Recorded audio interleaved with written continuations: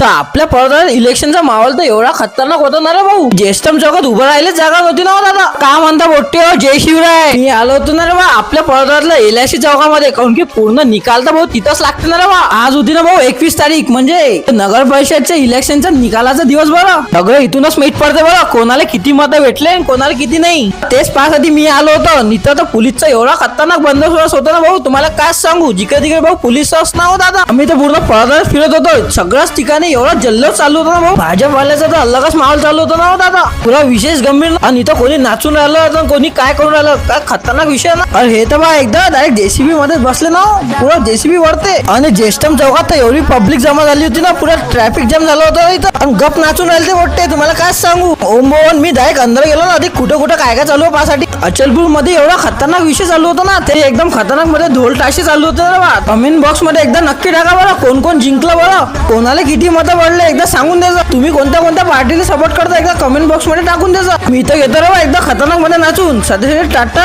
Bye नाच करती का.